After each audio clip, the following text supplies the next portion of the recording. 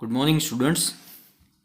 Electrification of building and કોમ્પ્લેક્સીસના આ લેક્ચરની અંદર આપણે જોવાનું છે ચેપ્ટર નંબર 3, જે છે electrification of complex and public buildings. સૌપ્રથમ વાત કરીએ ઇન્ટ્રોડક્શનની. તો આ ચેપ્ટરની અંદર કયા પ્રકારના બિલ્ડિંગ કે હોટેલ્સ, હોસ્પિટલ્સ,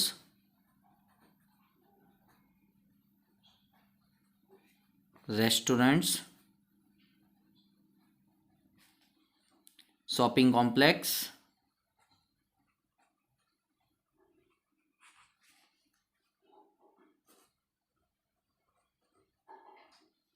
તથા ચર્ચ અને school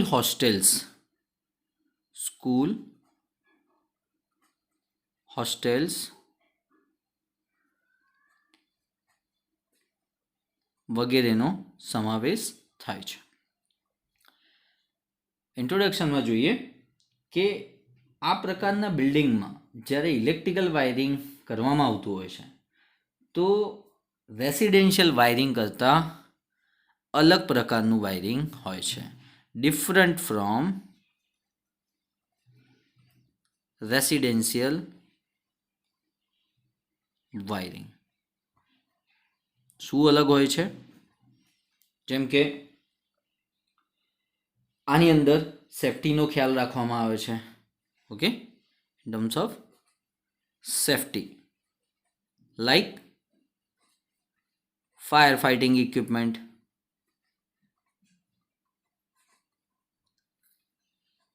smoke detector.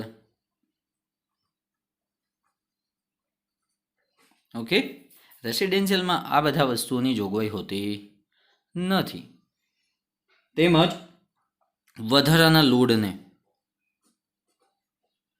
Extra loads કયા, જેમ કે બહુમાળી ઇમારત હોય, ખ્યાલ કરીએ હોસ્પિટલ્સ. ઓકે, તો એની અંદર પેસેન્જર લિફ્ટ્સ તો ખરી જ.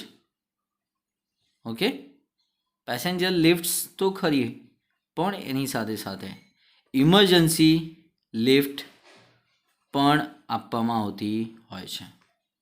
ઓકે, ઇમરજન્સી લિફ્ટ્સ પણ આપવામાં આવતી હોય છે.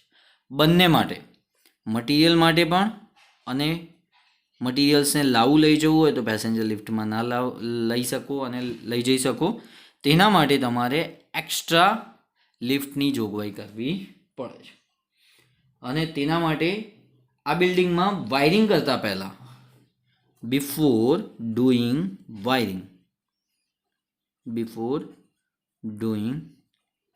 વાયરિંગ, તેના wiring diagram prepare, wiring diagrams, circuit diagrams આ પ્રિપેર હોવા જોઈએ. ઓકે, ત્યારબાદ જરૂરી મટીરિયલ્સની યાદી તૈયાર કરવામાં આવે છે. Then list out required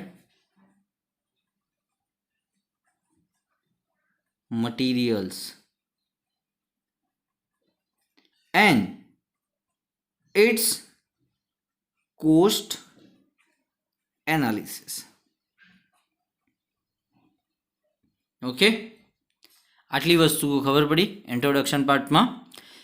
hostels, hospitals, restaurants, shopping complexes, schools, hostels વગેરે પ્રકારના બિલ્ડિંગ્સની ચર્ચા કરીશું આ યુનિટની અંદર. તો કઈ રીતે અલગ હોય છે, different from the residential wiring, કઈ રીતે સેફ્ટી ઇન્ક્લુડ થાય, જેમ કે fire fighting equipment, smoke detector systems etcetera. ત્યારબાદ લોડ પણ એક્સ્ટ્રા હોય છે. ઓકે, જેમ કે passenger lifts, emergency lifts, materials માટેની extra lifts. Okay, then before doing the wiring, prepare wiring diagram. સૌથી પહેલાં ડાયાગ્રામ અને સર્કિટ ડાયાગ્રામ તમારી પાસે હોવું જોઈએ. મોટું બિલ્ડિંગ હોય તો તમારી પાસે બ્લુ પ્રિન્ટ્સ હોવા જોઈએ. Okay, then list out the material requireds. કયા પ્રકારનું મટીરિયલ જોઈએ એ તમારે લિસ્ટ આઉટ કરવું. એ લિસ્ટ આઉટ કરો એટલે તમને ખબર પડી જાય કે what was the cost coming for this project. Particular project પૂરો કરવા માટે કયા પ્રકારની કોસ્ટને તમારે ગણવી પડશે. ઓકે, તો આ રીતે આના પછીનો એક ટોપિક જોઈએ કે જે છે આટલું ઇન્ટ્રોડક્ટરી જોયા પછી હવે આપણે ઇન્સ્ટોલેશન કોમર્શિયલ અને પબ્લિક બિલ્ડિંગ માટે કયા પોઈન્ટ્સ તમારે જોવા પડે એ પોઈન્ટ્સ જોઈશું. અને આજના લેક્ચરમાં કમ્પેરિઝન જોઈશું કોમર્શિયલ અને રેસિડેન્શિયલ વાયરિંગ. ઓકે, તો ચાલો વધીએ નેક્સ્ટ ટોપિક તરફ. તો electrical installations for commercial and public building માટે જોઈએ કે કોમર્શિયલ અને પબ્લિક બિલ્ડિંગમાં કયા પ્રકારનું ઇન્સ્ટોલેશન્સ અસ્તિત્વમાં આવતું હોય છે. મેઇન જોઈએ તો 5 પ્રકારના ઇન્સ્ટોલેશન્સ હોય છે. Electric service and supply. Okay, આ પ્રકારના બિલ્ડિંગને સપ્લાય ઇલેક્ટ્રિસિટી બોર્ડ અથવા યુટિલિટી કંપની પૂરો પાડે છે. કંપની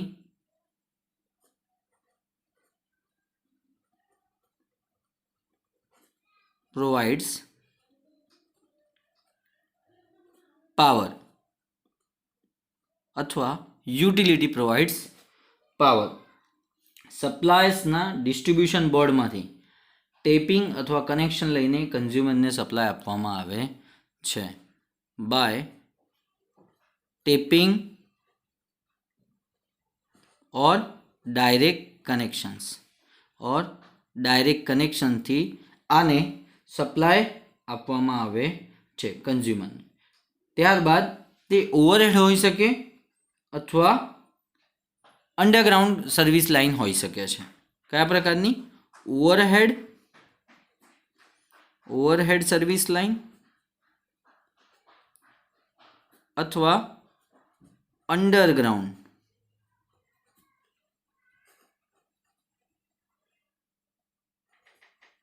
સર્વિસ લાઇન હોઈ શકે છે. ઓકે, ત્યારબાદ ઇન્ટરનલ ડિસ્ટ્રીબ્યુશન જોઈએ. આની અંદર ઇન્ટરનલ ડિસ્ટ્રીબ્યુશન સિસ્ટમમાં સપ્લાય કંપનીની શરૂઆત કરીએ તો કઈ કઈ વસ્તુઓનો સમાવેશ થાય? મીટર આવી જાય.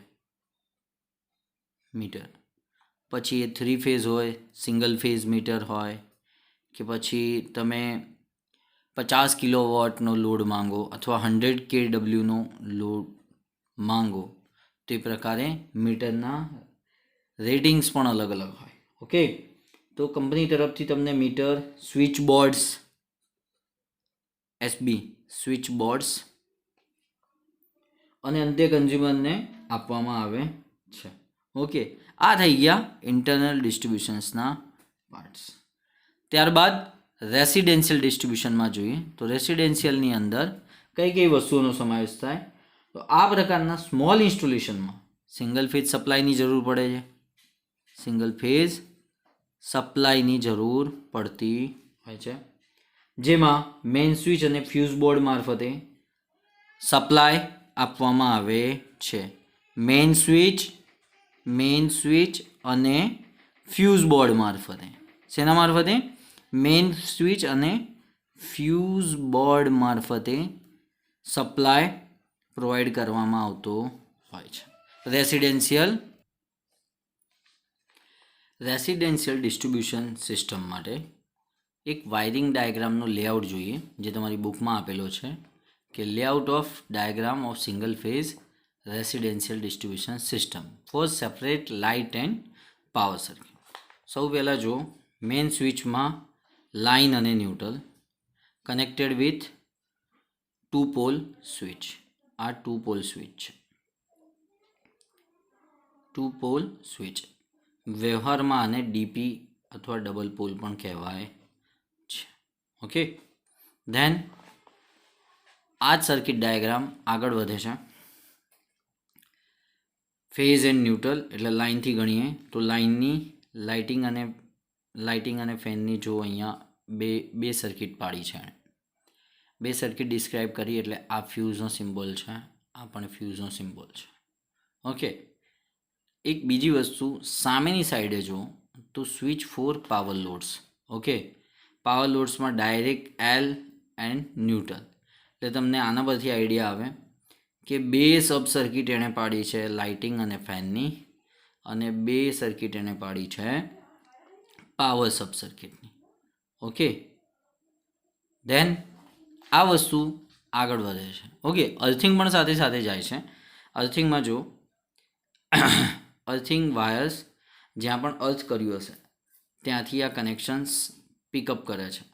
ઓકે, અને દરેક સ્વિચ બોર્ડની સાથે કનેક્શન આપશે આગળ જતા અર્થ. ઓકે, કારણ કે જ્યાં તમારા ઘરનું મેઇન એન્ટ્રન્સ હોય ત્યાં જ તમને અર્થિંગનો પોઈન્ટ દેખાતો હોય છે. તમને આઈડિયા ના હોતી હોય તો આ રીતે જે તમારા ઘરમાં 5 એમ્પિયર સોકેટ છે એની અંદર તમને આવું એક કનેક્શન દેખાય છે, અર્થ, phase and neutral.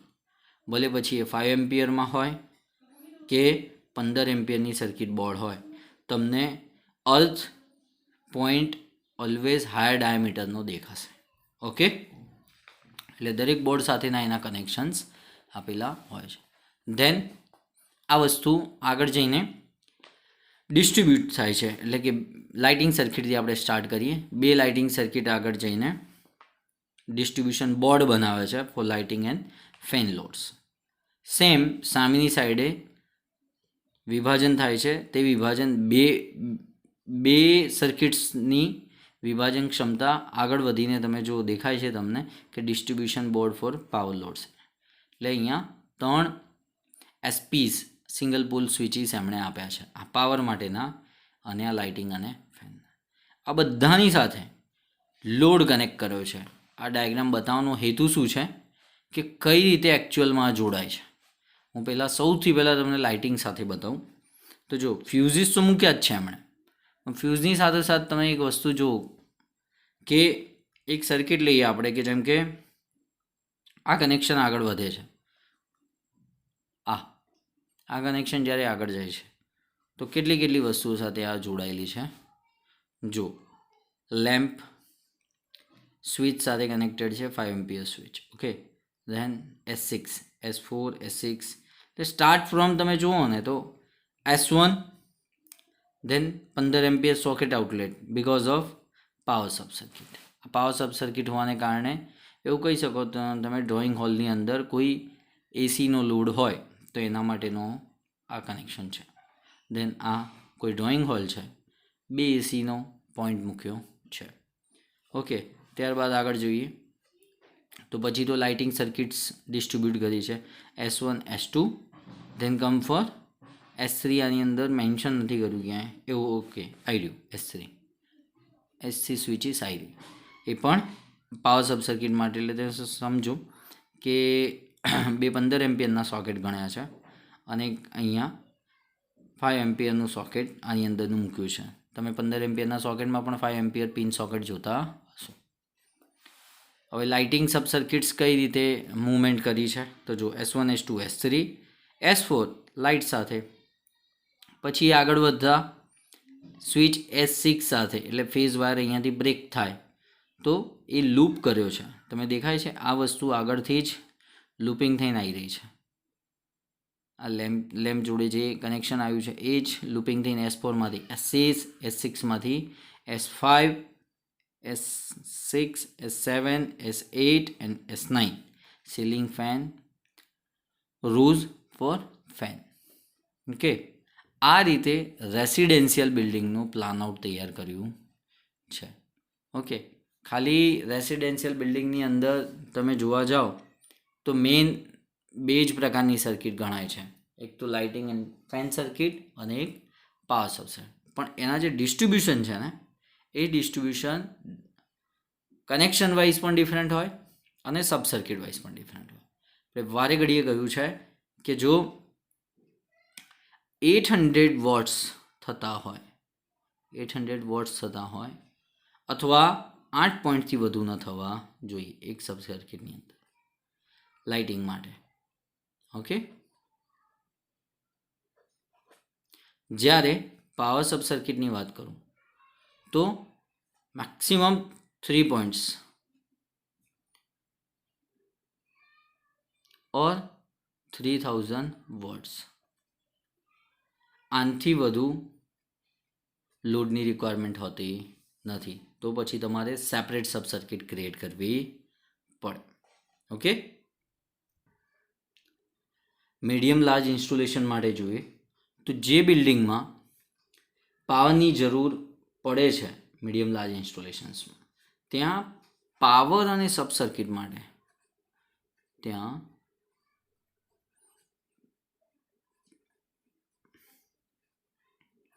Lighting,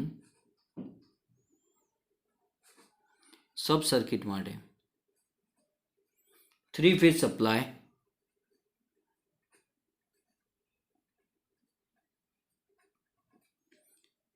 provide કરવામાં આવે છે.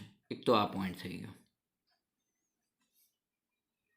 ઓકે, ત્યારબાદ 3 ફેઝ સપ્લાય આપ્યો છે તો ડિસ્ટ્રીબ્યુશનમાં 3 ફેઝ 4 વાયર હશે. 3 phase 4 wire because of neutral ડિસ્ટ્રીબ્યુશનમાં. તો લોડ બેલેન્સ હોવો જોઈએ. લોડ ઓલવેઝ બેલેન્સ પ્રકારનો હોવો જોઈએ. ઓકે, આ જોવા માટે કે લોડ બેલેન્સ છે કે નહીં તમને ખ્યાલ હોય તો એક 3 ફેઝ મીટર પણ મૂકવામાં આવે છે. 3 ફેઝનું મીટર, એ પછી વોલ્ટ, એમ્પિયર કે પછી ફ્રીક્વન્સી કે પછી કિલો વોટ અવર, હા, યા તો બીજું નામ કહું તો લોડ મેનેજર મીટર્સ પણ મૂકવામાં આવે છે. લેટેસ્ટ મીટરની વાત કરું તો એવા પ્રકારના પણ મીટર્સ અવેલેબલ છે માર્કેટમાં કે જે ઇનબિલ્ટેડ RS485 કમ્યુનિકેશન સાથે આવે છે. હવે તમારા મનમાં એમ થશે કે RS485 what do you mean by this?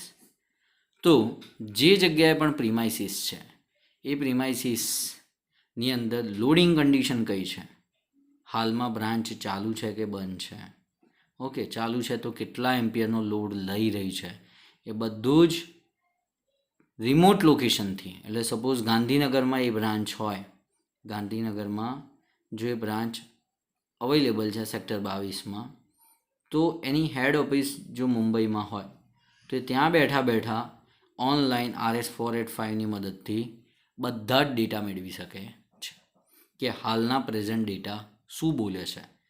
બરાબર, તો આનું એક ડાયાગ્રામ જોઈ લઈએ કે જે 3 ફેઝ પાવર માટે ઇન્સ્ટોલ કરવામાં આવતો હોય છે. એટલું ધ્યાન રાખવાનું કે મીડિયમ લાર્જ સાઇઝ ઇન્સ્ટોલેશનની અંદર પાવર અને લાઇટિંગ સબ સર્કિટ માટે 3 ફેઝ પાવર સપ્લાયનો ઉપયોગ કરવામાં આવે છે. જેટલા પણ આજે આપણે ડાયાગ્રામ જોઈએ છે એની અંદર એક ઇમ્પોર્ટન્ટ ડાયાગ્રામ આવશે જે આપણે આજે ક્વેશ્ચન 1 તરીકે લખવાનો છે. હું તમને ઇન્ડિકેટ કરીશ. એ હવે લાર્જ ઇન્સ્ટોલેશન્સની અંદર એના પછીનો એ કન્ટેન્ટ આવે છે લાર્જ ઇન્સ્ટોલેશનમાં, એ ક્યારેક 7 માર્ક્સમાં પણ પૂછાય છે. ઓકે, તો મીડિયમ લાર્જ ઇન્સ્ટોલેશનનો પણ એક ડાયાગ્રામ છે જે તમારી બુકમાં આપેલો છે, એ જોઈએ. Diagram of 3 phase 4 wire for single phase and 3 phase loads with separate distribution boards. આ ખૂબ જ ઇમ્પોર્ટન્ટ છે. સેપરેટ ડિસ્ટ્રીબ્યુશન બોર્ડ્સ એટલે કે જે બોર્ડ વાપરાયા છે તે ડિસ્ટ્રીબ્યુશન બોર્ડ્સ અલગ છે, કોઈમાંથી પણ લૂપિંગ લીધું નથી. જોઈએ from energy meter RYB 3 phases and this is neutral. TPN main switch વાપરી છે, triple pole neutral main switch with fuses. અહીંયા તમને ફ્યુઝ દેખાય છે. ઓકે, ન્યુટ્રલમાં કોઈને ફ્યુઝ દેખાતું હોય તો એ રોંગ છે. ન્યુટ્રલમાં હંમેશા ફ્યુઝની લિંક જ જોડેલી હોય છે. ઓકે, અને સોરી, ન્યુટ્રલની અંદર હંમેશા લિંક જ આવેલી હોય છે, ફ્યુઝ આવેલો હોતો નથી. ચલો, અહીંયાથી સપ્લાય આગળ વધે છે. સપ્લાય આગળ જઈને સૌથી પહેલાં ક્યાં જાય છે તો જોઈએ તો મેઇન ફ્યુઝ બોર્ડ. ઓકે, એના પછીનું મેઇન ફ્યુઝ બોર્ડ. એટલે તમે અંદાજો લગાવો 1 2 3 4, એટલે ન્યુટ્રલની એક આ લિંક થઈ ગઈ બ્લેક કલરની common. 3 phase RYB.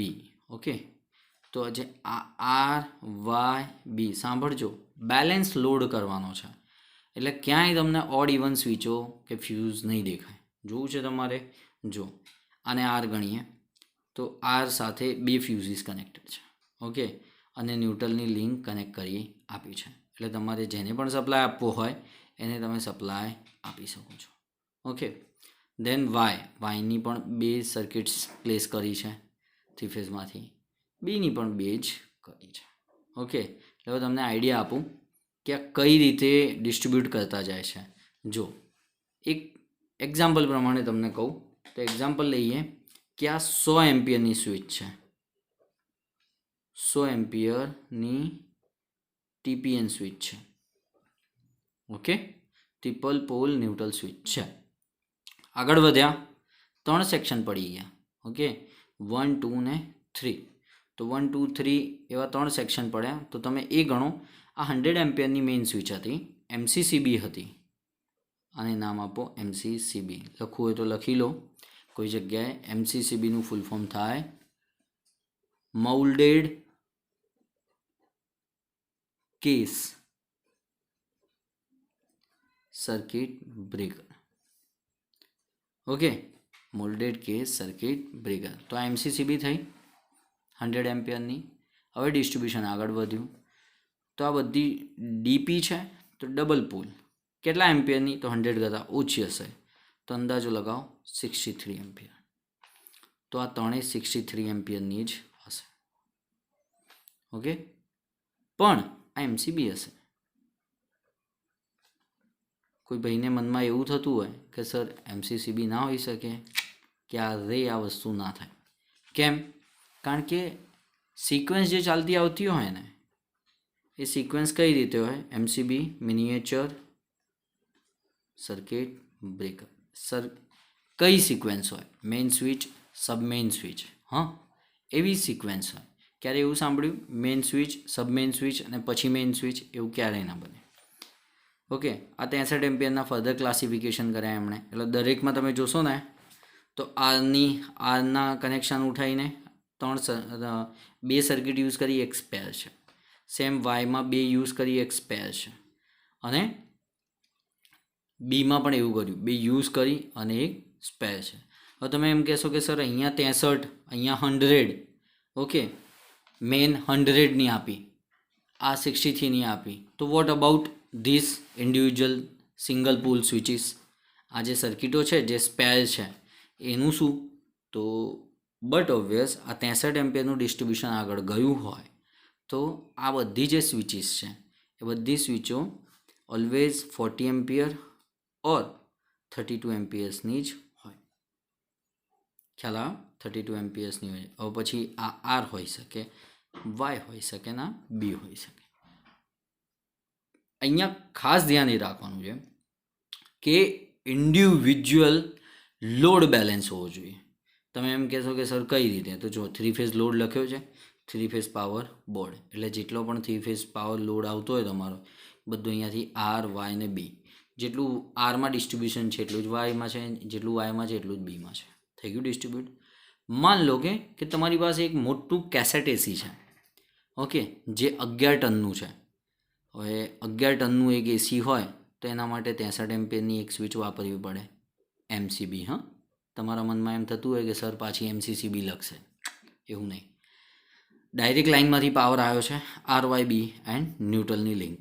Okay, RYB અને ન્યુટ્રલ જોઈતો હોય તો અહીંયાથી આપી દેવાનું 63 એમ્પિયર. સીધો 63 એમ્પિયરનો લોડ રન થાય. ખ્યાલ આવે? આ બેલેન્સ થઈ ગયો, દરેક ફેઝમાં સરખો. અને આ એસપી ડિસ્ટ્રીબ્યુટ કરી છે, પણ જો તમે 1 2 3 ને 4 એટલે શું કર્યું છે આપણે કે કોઈ એકમાંથી કનેક્શન લીધું હશે, બીમાંથી લીધું છે. ઓકે, એટલે સરખા ભાગે વેચાવવું જોઈએ મીડિયમ લાર્જ ઇન્સ્ટોલેશન્સની અંદર. ઓકે, આટલો ખ્યાલ આવી ગયો. હવે લાસ્ટ અને છેલ્લો આ ટોપિકનો પોઈન્ટ જોઈએ, લાર્જ ઇન્સ્ટોલેશન્સ. લાસ્ટ પોઈન્ટ છે for large distribution, diagram of 3 phase 4 wire distribution by using bus bar. આની જ આકૃતિ તમારે દોરવાની છે અને દોરી અને આના વિશે લખીને મને પીડીએફ મોકલવાની છે. Okay, what do you mean by bus bar અને draw the diagram of 3 phase 4 wire distribution by using bus bar. ધ્યાનથી જો, ફ્રોમ એનર્જી મીટર, જેમ મેં સમજાવ્યું હતું તેમ પહેલી એમસીસીબી છે, આરવાયબી એન્ડ ન્યુટ્રલ. આ લાર્જ ઇન્સ્ટોલેશન્સ છે, તો આમાં સેપરેટ ડીબીના ડિસ્ટ્રીબ્યુશન બોર્ડના કનેક્શન નહીં દેખાય તમને. તમે કહેશો કે સર આ નવું આવ્યું પાછું, તો આ બસબાર છે. બસબાર મુખ્યત્વે કોપરના બનેલા હોય છે અથવા એલ્યુમિનિયમના. અહીંયા કોપર લખ્યું છે. ઓકે, તો તમે એમ કહેશો કે અહીંયા 4 દેખાય છે, તો but obvious R Y B and neutral. Okay, આને શું કહેવાય? Busbar chamber. ચેમ્બર થઈ ગયું. આ ઇનકમિંગ પાવર છે, જ્યાં પાવર ટોરેન્ટ પાવર આપણને આપે છે ઇનપુટ. ઓકે, એ પાવર કઈ રીતે વેચાય? તો જો વેચાવા માટે સરખો પાવર વહેંચાવવો જોઈએ. કઈ રીતે વહેંચાય છે? જો આર વાય બી, મેં તમને કીધું 63 એમ્પિયરની કોઈ પણ એક એમસીબી લઈ લો. Okay, R Y B and neutral. તો આ એક ડિસ્ટ્રીબ્યુશન થઈ ગયું સરખા ભાગે. આ બાજુનું બીજું એક રાઉન્ડ છે, તો જો R Y B and neutral. આ એક સબ બોર્ડ થયું. એમાંથી દરેક ફેઝિસને ડિસ્ટ્રીબ્યુટ કર્યા છે. તમે જુઓ, આને આર ગણીએ તો આરમાંથી 1 2 3 ને 4 સર્કિટો પડી છે, તો આઈમાંથી પણ 4, બીમાંથી પણ 4. આ નામ આપી દો SP and N power subfuse board. તો તમે એમ કહેશો કે સર એસપી એન્ડ એન એટલે શું? તો તમે ફૂલ ફોર્મ લખવું હોય તો લખી લો ને, single pole and neutral power subfuse boards. તમારા ઘરમાં કે પછી કોઈ કોમર્શિયલ એપ્લિકેશન હોય, ત્યાં એસીને ચાલુ કરવું હોય તો પાવર એક જ ફેઝ જોઈતો હોય એનો, તો 16 એમ્પિયરની સ્વિચને અહીંયાથી કનેક્ટ કરવાની અને ન્યુટ્રલનો પોઈન્ટ અહીંયાથી લિંક આઉટ કરવાનો. ખ્યાલ આવે? એટલે ફેઝ એન્ડ ન્યુટ્રલ. એવા તમે જોયા 4 તરી 12 પોઈન્ટ્સ આપેલા છે, એટલે 12 એસપી સિંગલ પોલ એમસીબીઝ કનેક્ટેડ છે. ત્યારબાદ આ બાજુ જુઓ, એસપી એન્ડ એન સબફ્યુઝ બોર્ડ. જેટલું અહીંયા 4નું કર્યું છે, સેમ અહીંયા 3નું કર્યું છે, પણ ક્યાંથી? 63 એમ્પિયરની એમસીસીબીમાંથી ડિસ્ટ્રીબ્યુટ કરી. એક પૂરેપૂરો 3 ફેઝનો લોડ છે અને એક સિંગલ ફેઝનો લોડ ડિસ્ટ્રીબ્યુટ કર્યો છે 3 ફેઝમાંથી સિંગલ ફેઝ. ખ્યાલ આવ્યો? R neutral, Y neutral, B neutral. Same આવી રીતે B neutral, Y neutral, R neutral. Okay, તો બસ આ ડાયાગ્રામ તમારે લખવાનો છે. ફરીથી એક વખત ક્વેશ્ચન કહી દઉં, what do you mean by bus bar और bus bar chamber? Draw the diagram of 3 phase 4 wire distribution by using bus bar. Okay, આજના લેક્ચર માટે આટલું જ. મને પીડીએફ કરીને સબ્જેક્ટ ગ્રુપમાં મોકલી આપજો. Thank you.